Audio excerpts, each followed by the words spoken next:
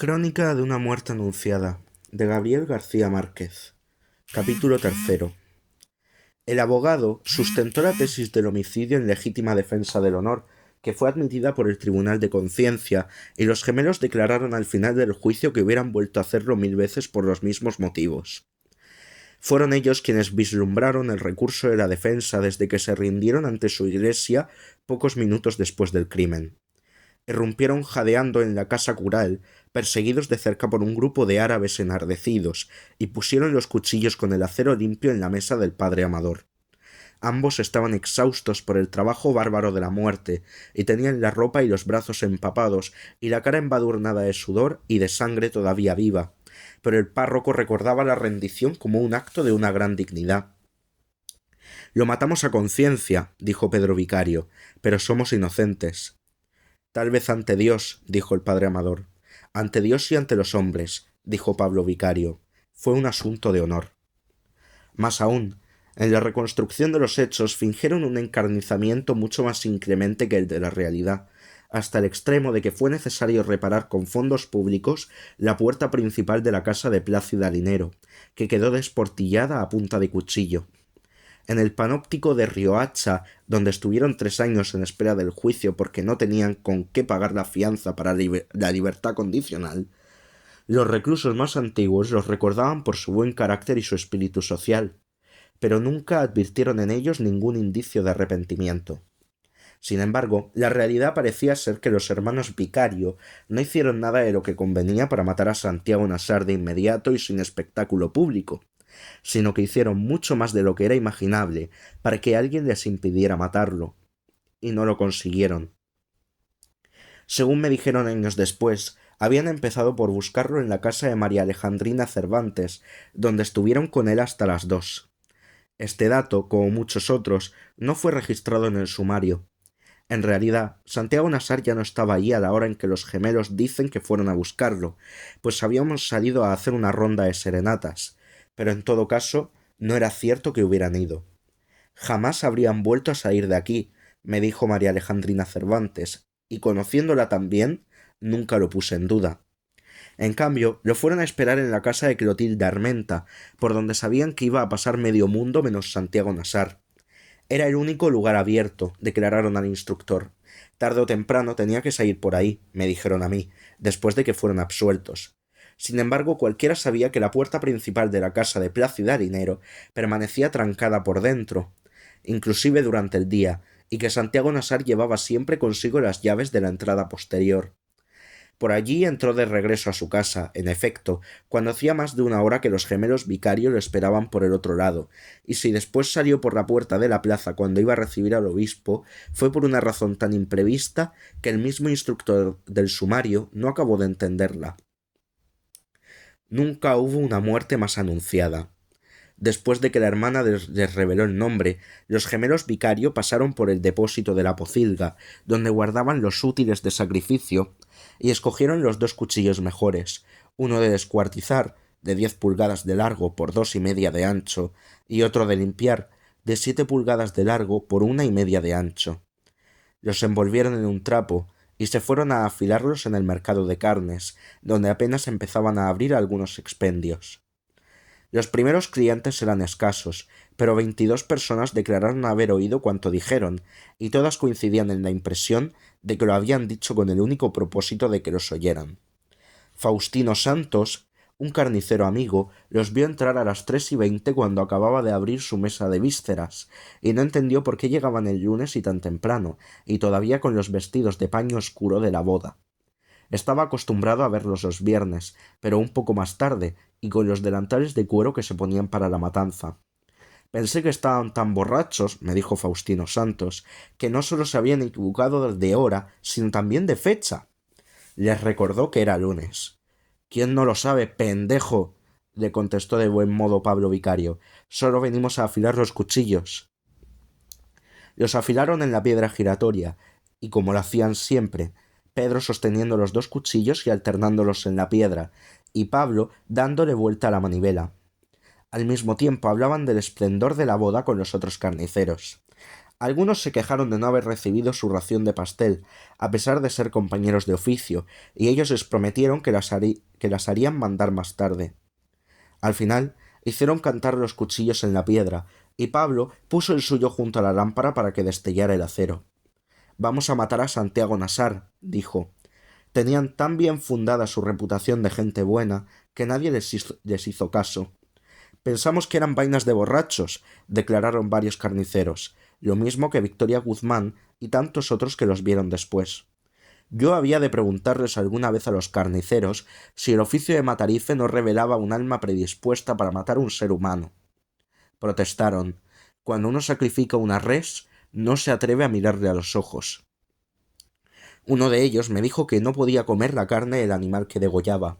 Otro me dijo que no sería capaz de sacrificar una vaca que hubiera conocido antes, y menos si había tomado su leche. Les recordé que los hermanos vicarios sacrificaban los mismos cerdos que criaban, y les eran tan familiares que los distinguían por sus nombres. «Es cierto», me replicó uno, «pero fíjese que no les ponían nombres de gente sino de flores».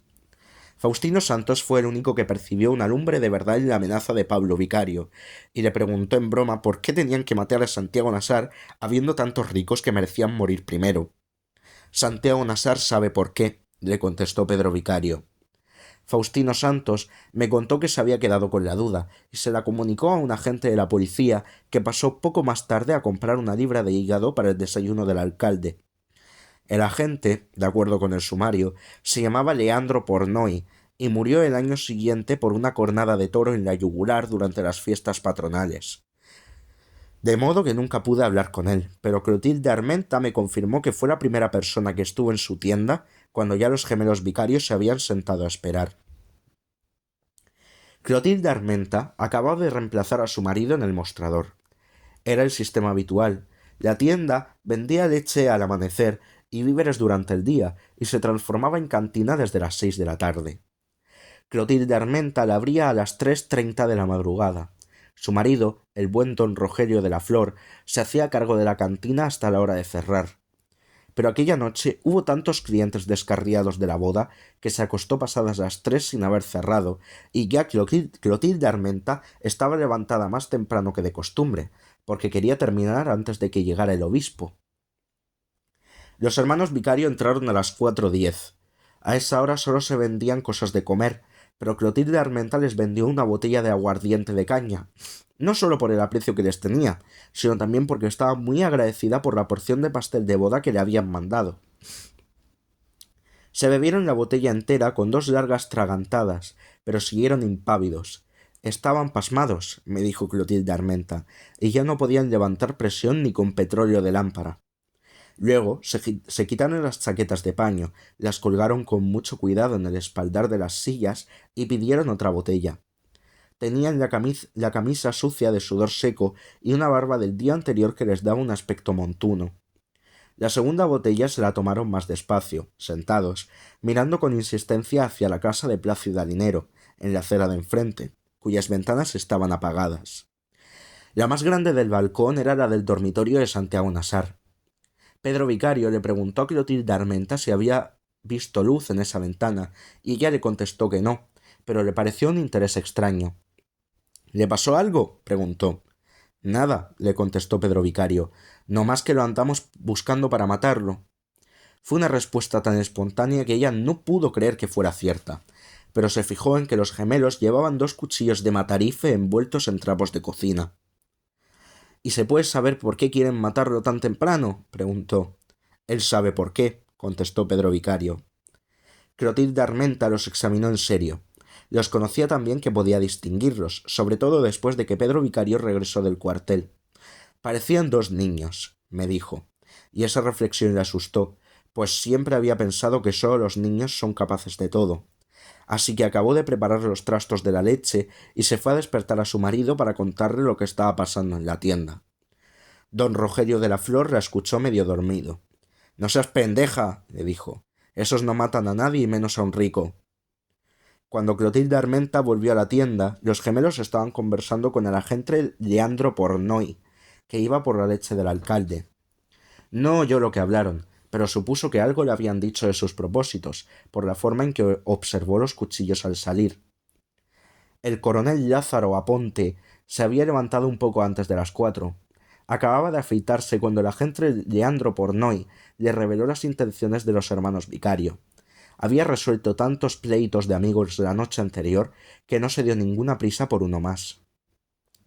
Se vistió con calma, se hizo varias veces hasta que le quedó perfecto el corbatín de mariposa y se colgó en el cuello el escapulario de la Congregación de María para recibir al obispo. Mientras desayunaba con un guiso de hígado cubierto de anillos de cebolla, su esposa le contó muy excitada que Bayardo San Román había devuelto a Ángela Vicario, pero él no lo tomó con igual dramatismo. «Dios mío», se burló, «¿qué va a pensar el obispo?». Sin embargo, antes de terminar el desayuno, recordó lo que acababa de decirle el ordenanza, juntó las dos noticias y descubrió de inmediato que casaban exactas como dos piezas de un acertijo.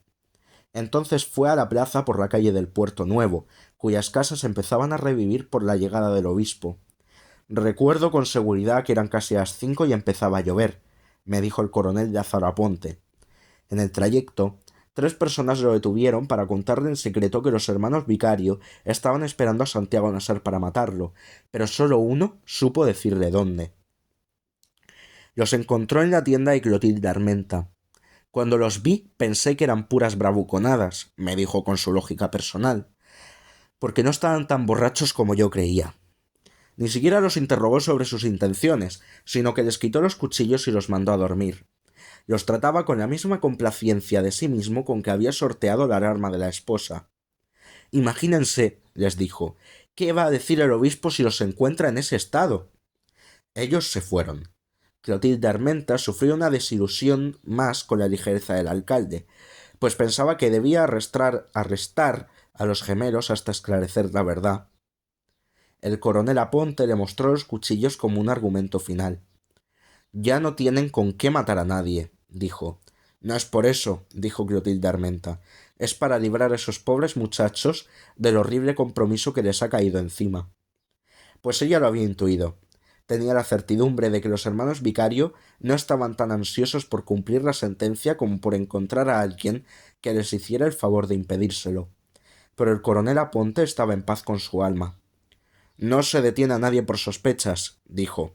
«Ahora es cuestión de prevenir a Santiago Nasar y feliz año nuevo».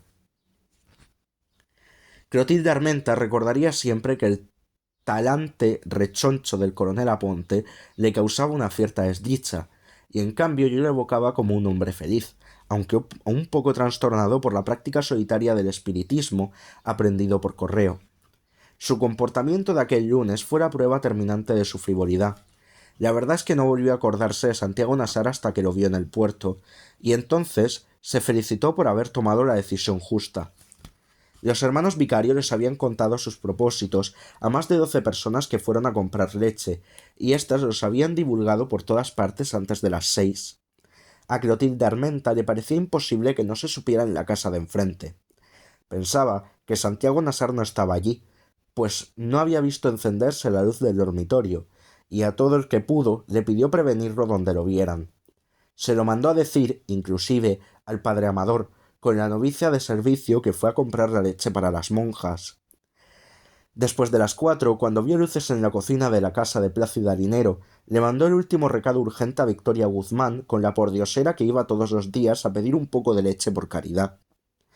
Cuando bramó el buque del obispo, casi todo el mundo estaba despierto para recibirlo, y éramos muy pocos quienes no sabíamos que los gemelos Vicario estaban esperando a Santiago Nasar para matarlo, y se conocía además el motivo con sus pormenores completos. Clotilde Armenta no había acabado de vender la leche cuando volvieron los hermanos Vicario con otros 2 cuchillos envueltos en periódicos.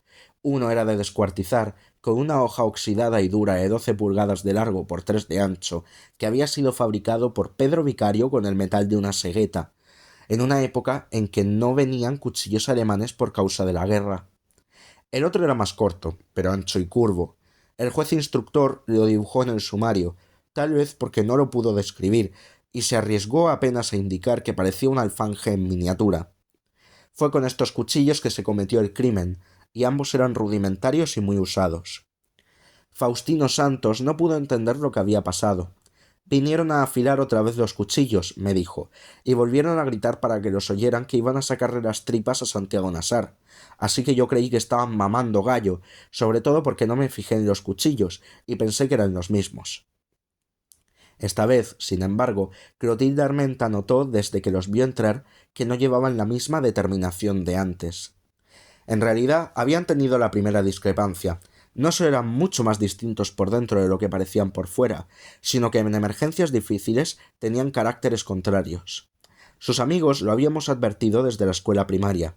Pablo Vicario era 6 minutos mayor que el hermano y fue más imaginativo y resuelto hasta la adolescencia. Pedro Vicario me pareció siempre más sentimental y por lo mismo más autoritario. Se presentaron juntos para el servicio militar a los 20 años y Pablo Vicario fue eximido para que se quedara al frente de la familia. Pedro Vicario cumplió el servicio durante 11 meses en patrullas de orden público. El régimen de tropa, agravado por el miedo de la muerte, le maduró la vocación de mandar y la costumbre de decir por su hermano. Regresó con una blenorragia de sargento que resistió a los métodos más brutales de la medicina militar y a las inyecciones de arsénico y las purgaciones de permanganato del doctor Dionisio Iguarán. Solo en la cárcel lograron sanarlo. Sus amigos estábamos de acuerdo en que Pablo Vicario desarrolló de pronto una dependencia rara de hermano menor cuando Pedro Vicario regresó con un alma cuartelaria y con la novedad de levantarse la camisa para mostrarle a quien quisiera verla una cicatriz de bala de sedal en el costado izquierdo. Llegó a sentir, inclusive, una especie de fervor ante la blenorragia de hombre grande que su hermano exhibía como una condecoración de guerra. Pedro Vicario, según declaración propia, fue el que tomó la decisión de matar a Santiago Nasar, y al principio su hermano no hizo más que seguirlo. Pero también fue él quien pareció dar por cumplido el compromiso cuando los desarmó el alcalde, y entonces fue Pablo Vicario quien asumió el mando. Ninguno de los dos mencionó este desacuerdo en sus declaraciones separadas ante el instructor. Pero Pablo Vicario me confirmó varias veces que no le fue fácil convencer al hermano de la resolución final. Tal vez no fuera en realidad sino una ráfaga de pánico, pero el hecho es que Pablo Vicario entró solo en la pocilga a buscar los otros 2 cuchillos, mientras el hermano agonizaba gota a gota tratando de orinar bajo los tamarindos. Mi hermano no supo nunca lo que es eso, me dijo Pedro Vicario en nuestra única entrevista. Era como orinar vidrio molido. Pablo Vicario lo encontró todavía abrazado del árbol cuando volvió con los cuchillos. Estaba sudando frío del dolor, me dijo, y trató de decir que me fuera yo solo porque él no estaba en condiciones de matar a nadie. Se sentó en uno de los mesones de carpintero que habían puesto bajo los árboles para el almuerzo de la boda, y se bajó los pantalones hasta las rodillas. Estuvo como media hora cambiándose la gasa con que llevaba envuelta la pinga, me dijo Pablo Vicario.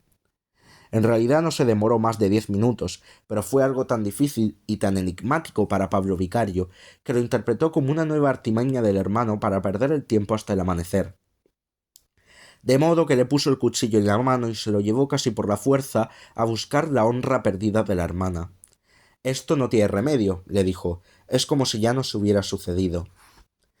Salieron por el portón de la porqueriza con los cuchillos sin envolver, perseguidos por el alboroto de los perros en los patios. Empezaba a aclarar. No estaba lloviendo, recordaba Pablo Vicario. Al contrario, recordaba Pedro. Había viento de mar y todavía las estrellas se podían contar con el dedo. La noticia estaba entonces tan bien repartida que Hortensia Baute abrió la puerta justo cuando ellos pasaban frente a su casa, y fue la primera que lloró por Santiago Nasar. Pensé que ya lo habían matado, me dijo, porque vi los cuchillos con la luz del poste y me pareció que iban chorreando sangre. Una de las pocas casas que estaban abiertas en esa calle extraviada era la de Prudencia Cotes, la novia de Pablo Vicario. Siempre que los gemelos pasaban por ahí a esa hora, y en especial los viernes cuando iban para el mercado, entraban a tomar el primer café. Empujaron la puerta del patio, acosados por los perros que los reconocieron en la penumbra del alba, y saludaron a la madre de Prudencia Cotes en la cocina. Aún no estaba el café. Lo dejamos para después, dijo Pablo Vicario. Ahora vamos deprisa. Me lo imagino, hijos, dijo ella. El honor no espera. Pero de todos modos esperaron, y entonces fue Pedro Vicario quien pensó que el hermano estaba perdiendo el tiempo a propósito. Mientras tomaban el café, Prudencia Cotes salió a la cocina en plena adolescencia con un rollo de periódicos viejos para animar la lumbre de la hornilla. Yo sabía en qué andaban, me dijo, y no solo estaba de acuerdo, sino que nunca me hubiera casado con él si no cumplía como hombre. Antes de abandonar la cocina, Pablo Vicario le quitó 2 secciones de periódicos y le dio una al hermano para envolver los cuchillos. Prudencia Cotes se quedó esperando en la cocina hasta que los vio salir por la puerta del patio y siguió esperando durante 3 años sin un instante de desaliento, hasta que Pablo Vicario salió de la cárcel y fue su esposo de toda la vida. Cuídense mucho, les dijo. De modo que a Clotilde Armenta no le faltaba razón cuando le pareció que los gemelos no estaban tan resueltos como antes, y les sirvió una botella de gordolobo de vaporino con la esperanza de rematarlos. Ese día me di cuenta, me dijo, de lo solas que estamos las mujeres en el mundo. Pedro Vicario le pidió prestado los utensilios de afeitar de su marido, y ella le llevó la brocha, el jabón, el espejo de colgar y la máquina con la cuchilla nueva, pero él se afeitó con el cuchillo de destazar. Clotilde Armenta pensaba que eso fue el colmo del machismo. Parecía un matón de cine, me dijo.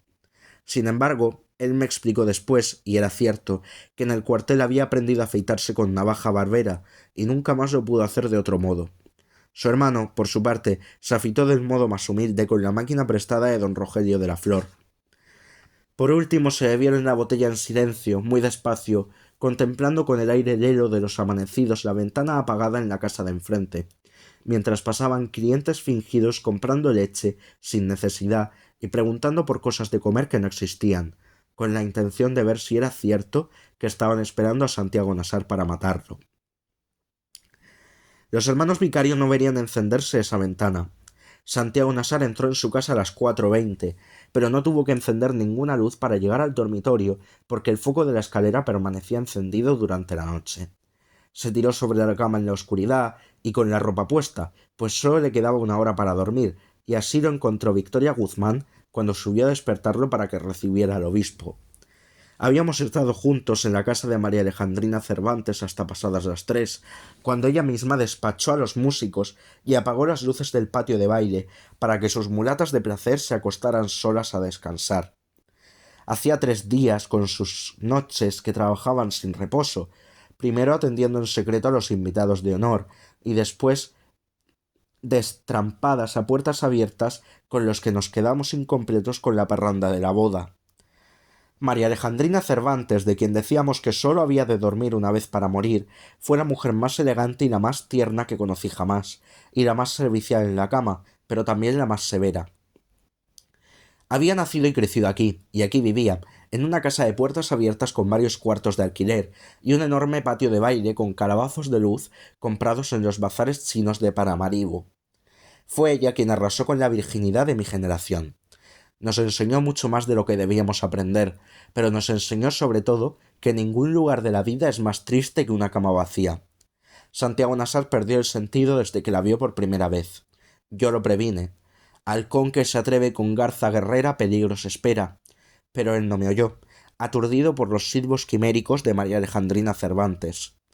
Ella fue su pasión desquiciada, su maestra de lágrimas a los 15 años, hasta que Ibrahim Nasar se lo quitó de la cama a correazos y lo encerró más de 1 año en el divino rostro. Desde entonces siguieron vinculados por un afecto serio, pero sin el desorden del amor, y ella le tenía tanto respeto que no volvió a acostarse con nadie si él estaba presente. En aquellas últimas vacaciones nos despachaba temprano con el pretexto inverosímil de que estaba cansada, pero dejaba la puerta sin tranca y una luz encendida en el corredor para que yo volviera a entrar en secreto.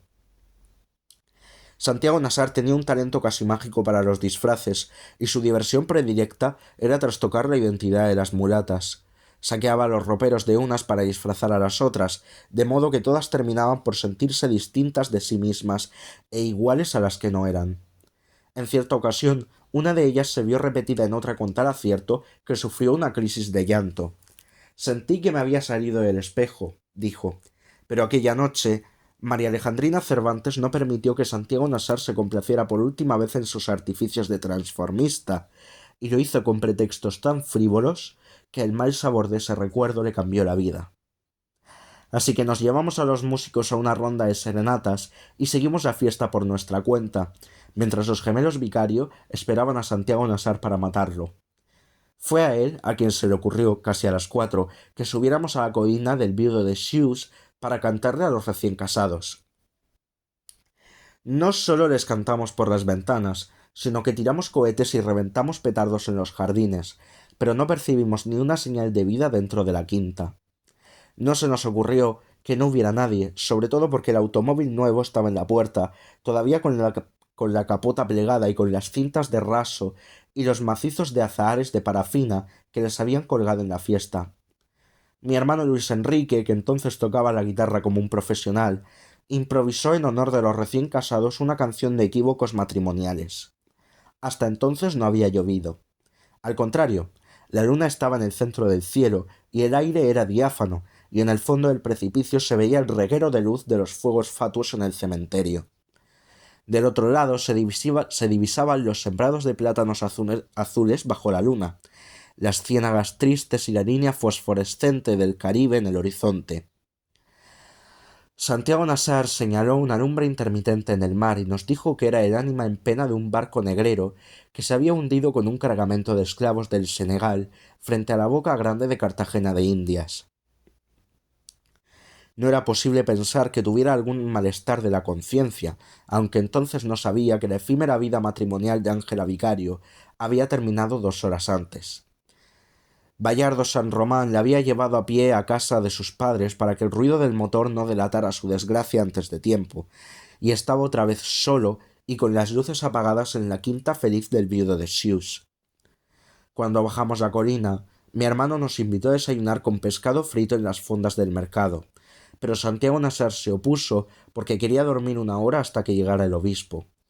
Se fue con Cristo Bedoya por la orilla del río, bordeando los tambos de pobres que empezaban a encenderse en el puerto antiguo, y antes de doblar la esquina, nos hizo una señal de adiós con la mano. Fue la última vez que lo vimos. Cristo Bedoya, con quien estaba de acuerdo para encontrarse más tarde en el puerto, lo despidió en la entrada posterior de su casa. Los perros le ladraban por costumbre cuando lo sentían entrar, pero él los apaciguaba en la penumbra con el campanilleo de las llaves. Victoria Guzmán estaba vigilando la cafetera en el fogón cuando él pasó por la cocina hacia el interior de la casa. Blanco, lo llamó, ya va a estar el café. Santiago Nassar le dijo que lo tomaría más tarde, y le pidió decirle a Divina Flor que lo despertara a las 5:30, y que le llevara una muda de ropa limpia igual a la que llevaba puesta. Un instante después de que él subió a acostarse, Victoria Guzmán recibió el recado de Clotilde Armenta con la pordiosera de la leche. A las 5:30 cumplió la orden de despertarlo, pero no mandó a Divina Flor, sino que subió ella misma al dormitorio con el vestido de lino, pues no perdía ninguna ocasión de preservar a la hija contra las garras del boyardo. María Alejandrina Cervantes había dejado sin tranca la puerta de la casa. Me despedí de mi hermano, atravesé el corredor donde dormían los gatos de las mulatas amontonados entre los tulipanes, y empujé sin tocar la puerta del dormitorio. Las luces estaban apagadas, pero tan pronto como entré percibí el olor de mujer tibia y vi los ojos de leoparda insomne en la oscuridad, y después no volví a saber de mí mismo hasta que empezaron a sonar las campanas. De paso para nuestra casa, mi hermano entró a comprar cigarrillos en la tienda de Clotilde Armenta. Había bebido tanto que sus recuerdos de aquel encuentro fueron siempre muy confusos, pero no olvidó nunca el trago mortal que le ofreció Pedro Vicario. Era candela pura, me dijo. Pablo Vicario, que había empezado a dormirse, despertó sobresaltado cuando lo sintió entrar y le mostró el cuchillo. Vamos a matar a Santiago Nassar, le dijo. Mi hermano no lo recordaba, pero aunque lo recordara no lo hubiera creído, me ha dicho muchas veces. ¿A quién carajo se le podía ocurrir que los gemelos iban a matar a nadie, y menos con un cuchillo de puercos?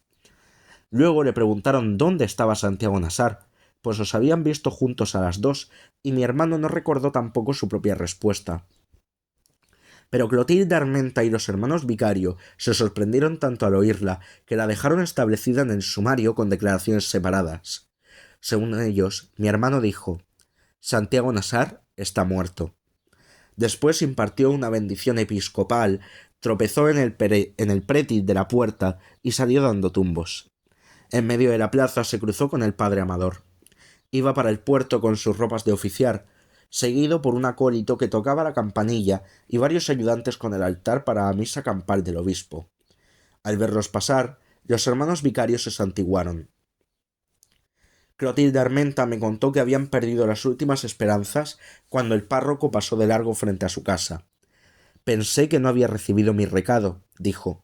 Sin embargo, el padre Amador me confesó muchos años después, retirado del mundo en la tenebrosa casa de salud de Calafell, que en efecto había recibido el mensaje de Clotilde Armenta y otros más perentorios mientras se preparaba para ir al puerto. La verdad es que no supe qué hacer, me dijo. Lo primero que pensé fue que no era un asunto mío sino de la autoridad civil, pero después resolví decirle algo de pasada a Plácida Linero. Sin embargo, cuando atravesó la plaza lo había olvidado por completo. Usted tiene que entenderlo, me dijo. Aquel día desgraciado llegaba el obispo. En el momento del crimen se sintió tan desesperado y tan indigno de sí mismo que no se le ocurrió nada más que ordenar que tocaran a fuego. Mi hermano Luis Enrique entró en la casa por la puerta de la cocina, que mi madre dejaba sin cerrojo para que mi padre no nos sintiera entrar. Fue al baño antes de acostarse, pero se durmió sentado en el retrete, y cuando mi hermano Jaime se levantó para ir a la escuela, lo encontró tirado boca abajo en las baldosas y cantando dormido. Mi hermana la monja, que no iría a esperar al obispo porque tenía una cruda de 40 grados, no consiguió despertarlo. Estaban dando las 5 cuando fui al baño, me dijo. Más tarde, cuando mi hermana Margot entró a bañarse para ir al puerto, logré llevarlo a duras penas al dormitorio. Desde el otro lado del sueño, oyó sin despertar los primeros bramidos del buque del obispo. Después se durmió a fondo, rendido por la parranda, hasta que mi hermana la monja entró en el dormitorio tratando de ponerse el hábito a la carrera, y lo despertó con su grito de loca. —¡Mataron a Santiago Nassar!